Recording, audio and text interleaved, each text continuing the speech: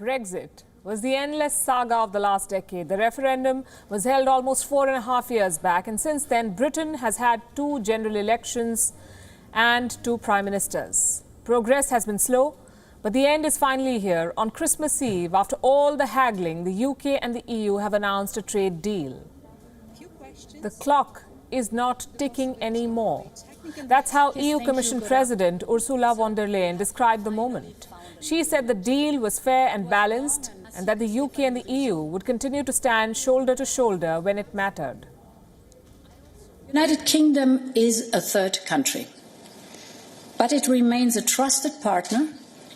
We are long-standing allies. We share the same values and interests, whether it be the COP26 summit in Glasgow or the upcoming UK G7 and Italian G20 presidencies. The European Union and the United Kingdom will stand shoulder to shoulder to deliver on our common global goals. Competition in our single market will be fair and remain so. The EU rules and standards will be respected. We have effective tools to react if fair competition is distorted and impacts our trade.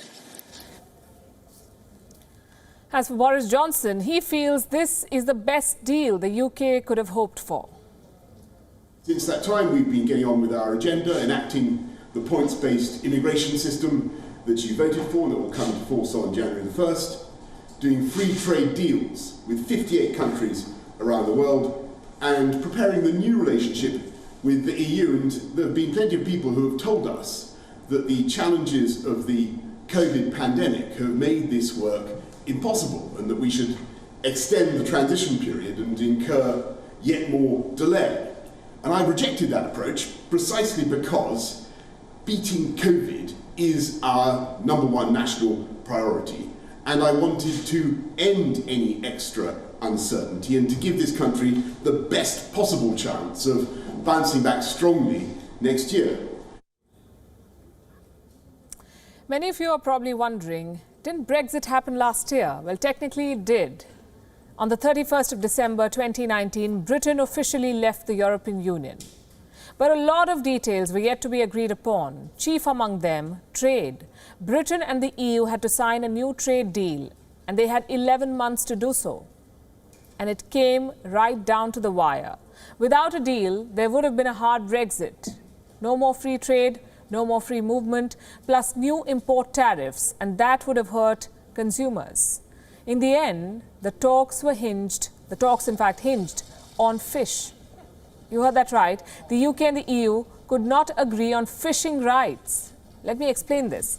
In the European Union, the seas are common good, so all countries can fish in each other's waters. Britain wanted to change this. It wanted to decide who gets to fish in British waters.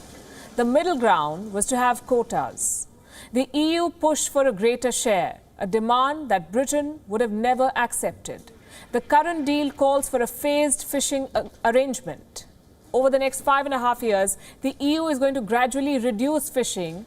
That will leave the UK with around 2/3 of the fishing stock. Now, as this deal gets implemented next year, disputes will be inevitable. So who is going to resolve them? Before Brexit, you see, the European Court of Justice, had this responsibility. But EU courts are run by EU laws that do not apply to Britain anymore. So both sides have agreed on a new system based on international law. The reaction to this deal has been mixed. Remember, the referendum back in 2016 was a close one. Almost 48% of Britons wanted to remain in the European Union, and the years have not changed how they feel about it. Well, it's better than a no deal, but still all of the disadvantages of leaving the European Union. So it's making the best of a bad job. I'm really pleased we're getting a deal, and I think it's light at the end of the tunnel. I think we've had a terrible year, and I think it's really good news. Quite honestly, I was afraid of a no deal. On Financial Street, the news was good. The pound sterling gained against the US dollar. The stock market also cheered the deal. Analysts are hoping that this bit of news will help the markets end the year on a high. British pound is doing well. The British pound is up about 0.9% versus the US dollar, so it's on a pretty good run. And we're in a reasonably short distance away. If the pound nudges another small bit higher, another kind of 10 basis points or 10 pips higher, we'll be looking at a new, 2.5 year high versus the US dollar. So we are seeing a very generous move in the pound. Like I said at the start, this has been an endless saga. So is it finally over, or are we in for more drama? In the United Kingdom, the Parliament must approve this new deal. The MPs will be recalled soon. But there's no drama expected, thankfully. Keir Starmer has asked his Labour Party to back the new deal. In the European Union, the deal does not technically need parliamentary approval unless any of the provisions directly mention a member state. But again, this is just a matter of formality. Boris Johnson, remember, came to power promising to get Brexit done. He's finally got something to show for his work, but the transition is not going to be smooth. The long line of truckers at Dover was a glimpse into what a post-Brexit UK could be like. WION is now available in your country. Download the app now and get all the news on the move.